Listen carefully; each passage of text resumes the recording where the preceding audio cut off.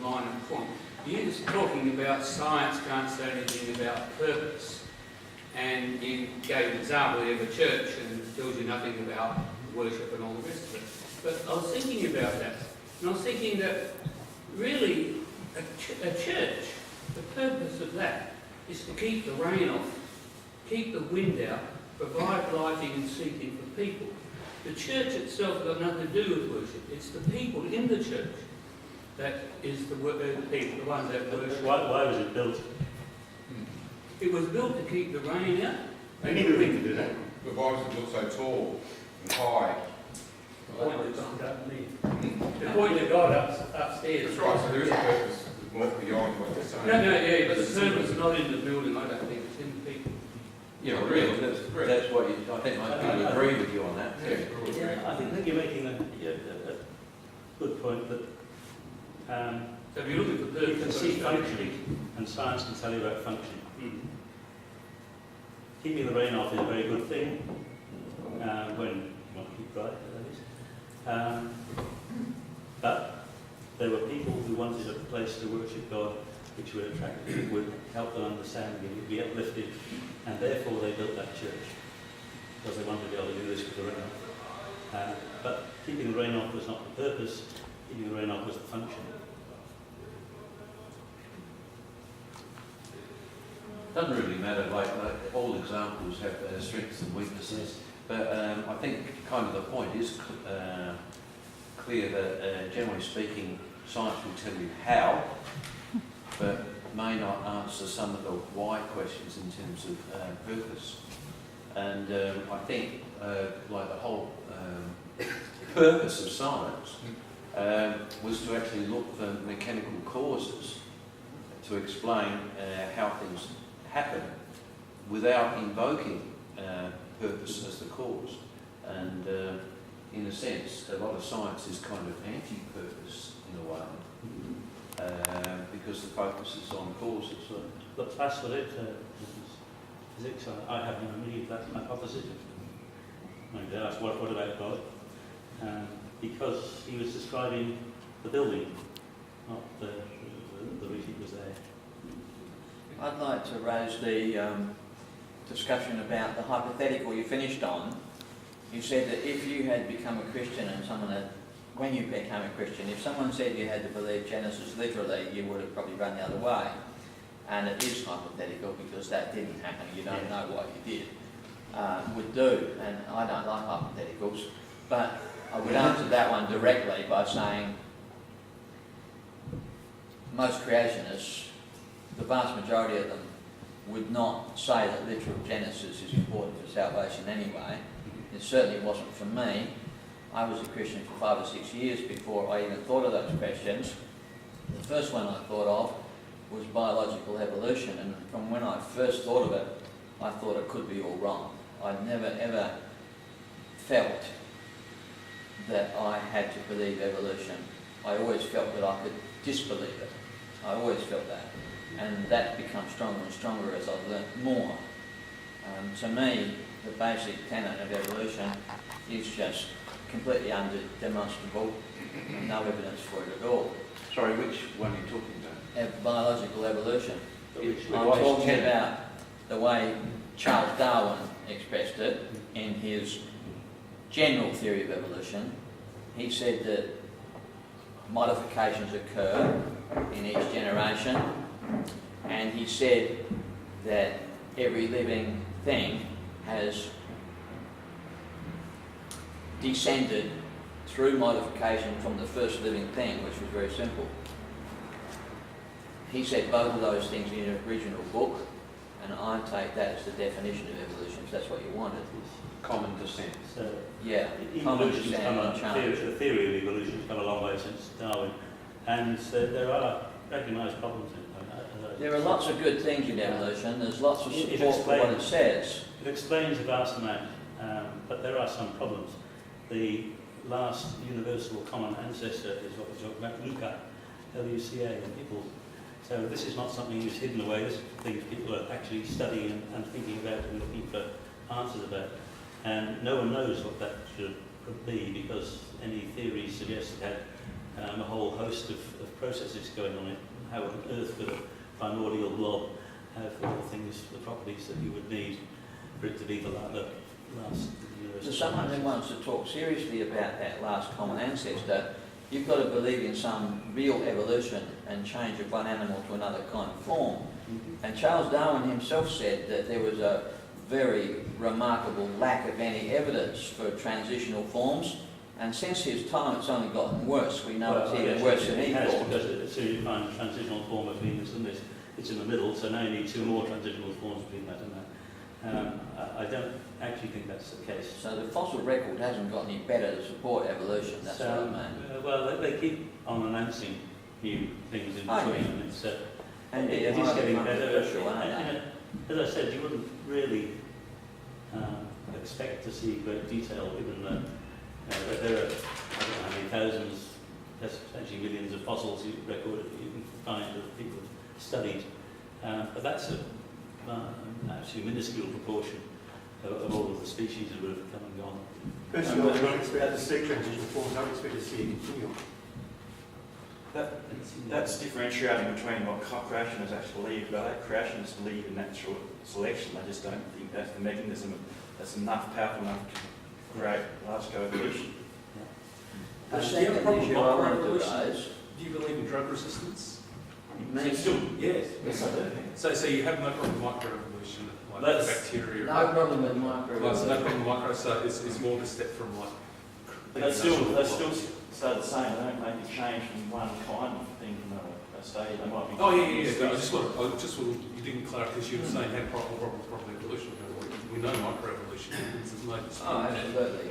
In fact, Not it's many loss people of do information, that. it's not gaining information, it's turning off vulnerabilities in most cases. There's just a Is that a loss of information? That's specified. What about species evolution? Do you believe in that? Yeah, but that's like evolution. Species are not even It's very variation. defined by any Yeah, but scientists. over time... Could we they- slow they- down the they- conversation, please, and just have one So I'm person just talk? asking, what's your explanation for that? I don't try to explain species change because evolutionists, scientists all around the university cannot define what a species is. Some people say a species is this and some people say a species is that, and it's pretty That's airy-fairy. been pedantic, I think. It's pretty airy-fairy. I believe in the barraman, the created kind, and if you find 2 animals that can interbreed, then you're probably talking about 2 animals in the same barraman. So That's not the same as So you species. intended the theory to explain that it's different than the current... Yeah, well, this is Different again, definition. definitions have to vary. I mean, 100 years ago it was clear what species were. You could look at them, identify them, and maybe see if they interbreed or what. Now we look at the genetic level, and no 2 organisms are the same at that level. And so, how much difference do you have to have before it's one species or another? In microorganisms, there's a real challenge with defining species. So Ian, did you ever see the Richard Dawkins CD? It was put out by Creationists, well, it was recorded by Creationists, in which he was specifically asked to name a process in microbiology where he actually saw an increase in information. I might be slightly wrong with framing. He asked for the tape to be halted. Half an hour later, when he came back on, he went on, but didn't answer the question. He went on with something completely different. He skipped that question because he, I believe, was not able to point to anything where right now we can see everything. That's science solutions. Well, Where as I anything's- said, I don't think there is any direct evidence for evolution. I think it probably happened Yes. simply because of the indirect evidence of the fossil record being the way it is, that the fact that there is the potential for it to happen, and we see things like what do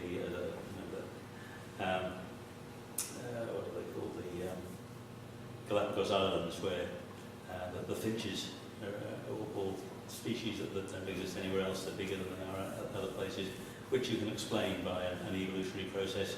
Very hard to explain. Surely within a particular, natural selection within a species or genome, whatever, yes, fully agree with it. They adapt, yes, fully agree. Stephen. Yeah, I guess I'm going on a bit of a different tack, but thanks for your talk.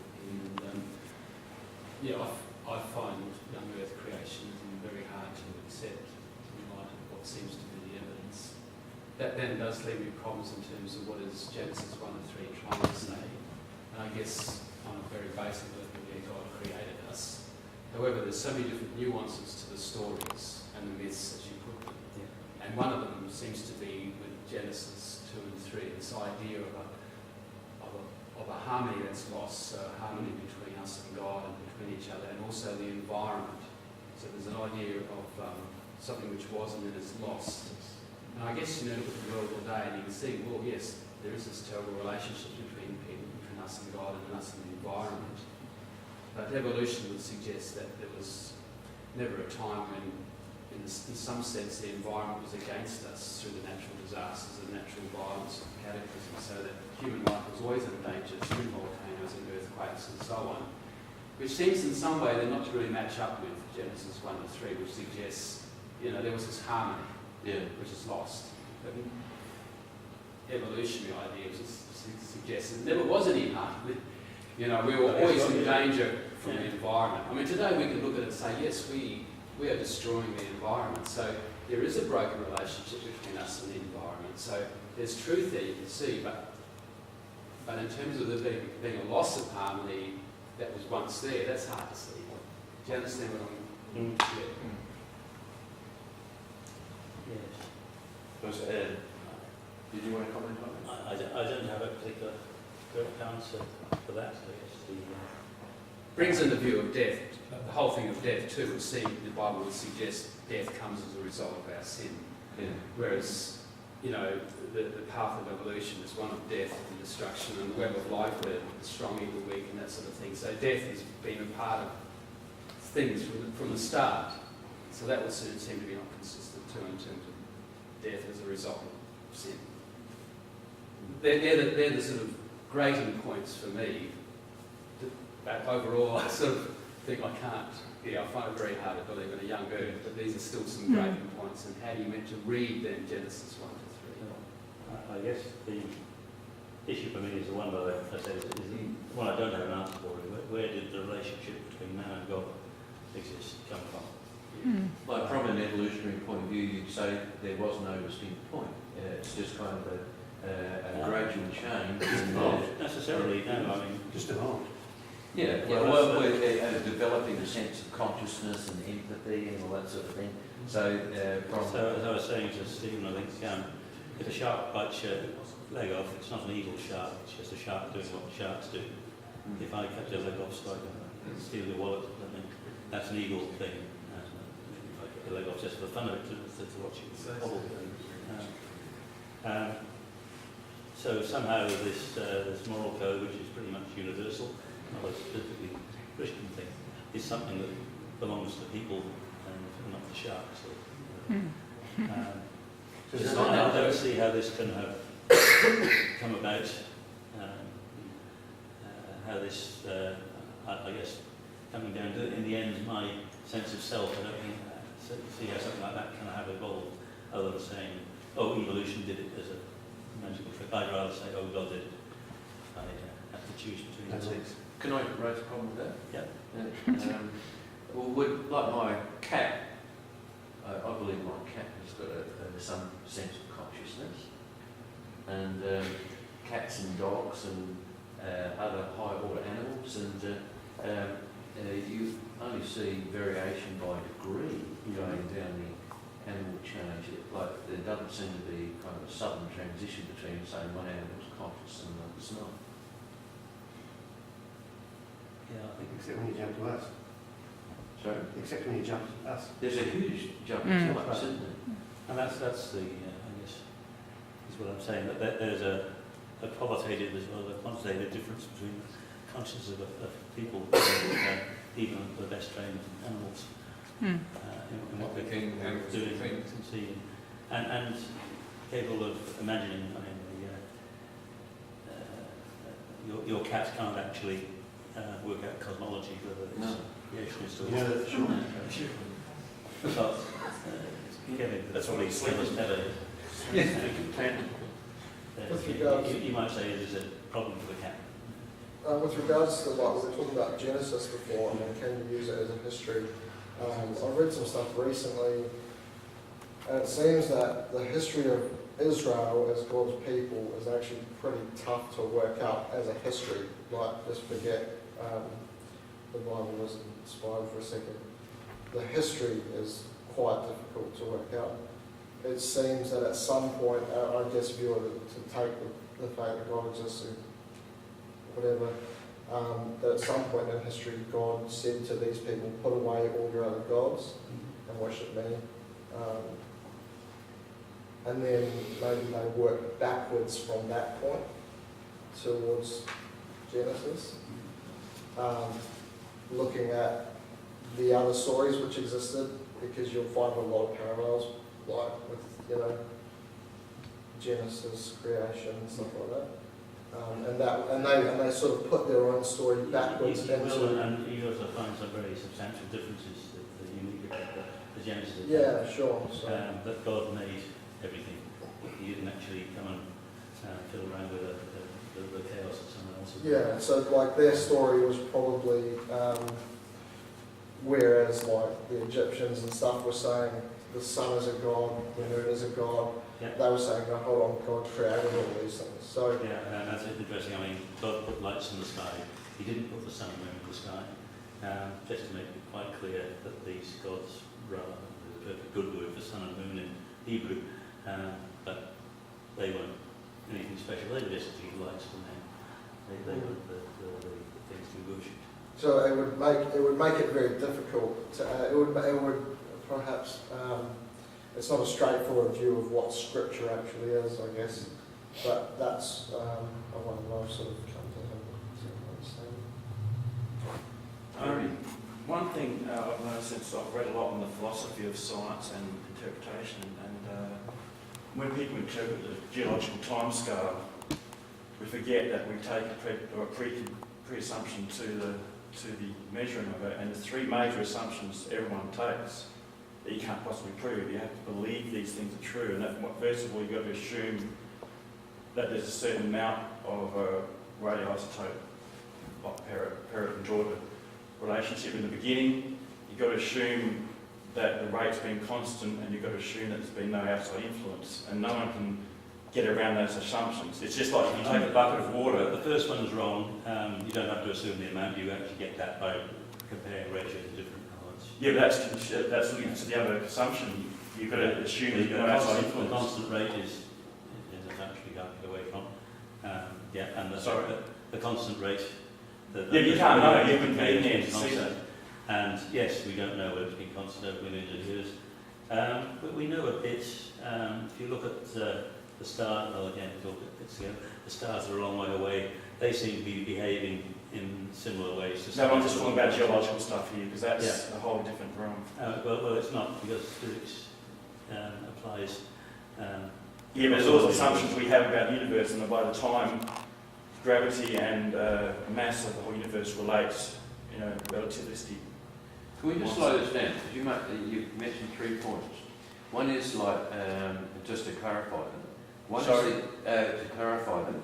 The first point is, what was the initial composition of the isotopes?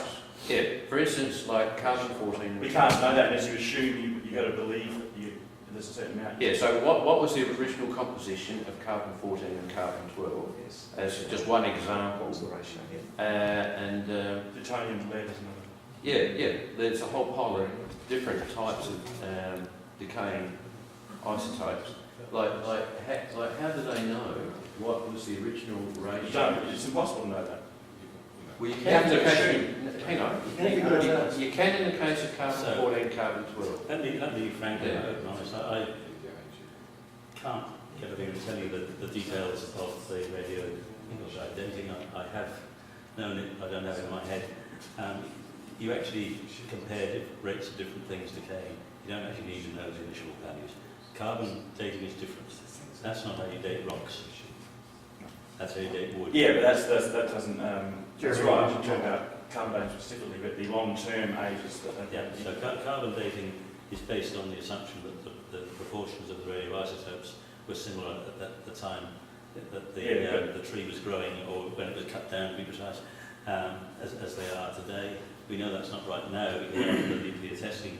That's actually changed the ratios, but we did have samples from before then yeah, but that's the thing. No one's not there at the beginning of the so-called millions of years to know exactly what carbon was dating there. is a few thousand years. Sorry? Carbon dating. He's talking about, I'm talking about the long-term things that you get with uranium dating and things like that. Yeah, so those don't use the same approach as carbon dating. All I'm saying is that basically in the end, you've got, if you had a bucket of water, you have to assume that the rate of, say you go into a bucket of water and it's half filled up, you have to assume. If I went away and read the books again that I read some time ago, I could actually describe to you how they do the radio isotope dating, and it's not assuming certain concentrations. Don't they, I'm a bit rusty here, but don't they find little samples of the ancient air going back thousands of years, not billions, say, in ice cores, where they can then look at the ratio of the carbon 14? That's probably right for carbon dating. Yeah. But actually, because geological time, it's not carbon dating. No. It's other. But in the piece of wood, you can get the date, the beginning point, from the bubbles of air in the ice, and then you know if that tree was cut down, you know what it stopped changing for 14 to 13. It's fortunate that the Antarctic has been available to dig these very deep ice cores. I think to talk about ice cores and radiocarbon dating, you're getting a bit tentative. Radiocarbon dating is quite good when you've got solid carbon samples like bone or charcoal, but when you're going to air trapped in an ice core, you've got something quite different. You've got gases that can move over thousands of years, and you can't make anywhere near such good assumptions to make your readings. So I don't think scientists are very keen about radiocarbon dating and use with ice cores at all. It's more looking at the air. I don't know details about this, but inferring the age by some means of the length of the layer. Yeah, they have quite. And then looking at how the ratios Mm-hmm. are, but I don't know. I wouldn't mind doing a whole night on dating methods. Mm. So we can actually have somebody to... Sorry? Get lots of young couples coming. Get somebody to actually prepare and do the research, Yeah, so exactly. we're not just sharing ignorance. Well, I'd be happy to do that. We could probably find someone from the geology department who would be better at it. Right, okay. All right, well, we can talk about that later. But we could actually have a whole night just on radioactive dating methods. I would like to comment on William Lane Craig's approach. He often talks in his arguments about, he's not trying to convert his audience, he's trying to tell them he's got good reason for his belief. And he wants to say that these good reasons give me great warrant to hold my belief. Yeah. And I would like to say that my belief in young earth creationism gives me very good warrant for my belief. I started out believing because I read the New Testament and I saw it historical and factual, and I just had to believe what it said. Then as I got into the deeper questions of starlight and time and size of the universe and things like that, I was challenged. They were very big issues. And when I made that leap of faith, which wasn't a huge leap of faith when I did it, because I'd read a great deal about it, I decided that I would become a young earth creationist from what I knew. There was still a little bit of a leap of faith for what I didn't know. Mm. And I think we all could benefit by looking at what creationists have been uncovering in recent times in this area. When Barry Setterfield first started writing papers about the decay and the speed of light, a lot of people sat up and said, hey, Christians can actually think about this question and maybe even have an answer. They turned out a few years later and decided that Barry Setterfield's answer wasn't all that wonderful and rejected it. But along came another guy called Russell Humphreys, and he had another go at it from a completely different angle. And once again people said, hey, wow, here's a Christian who's actually tackling this question. And he can be a young earth believer, even though there are these really difficult questions out there. And John Hartnett has done the same in more recent times. And Jason Lyle has done the same. Jason Lyle has talked about relativity and the idea of simultaneity. And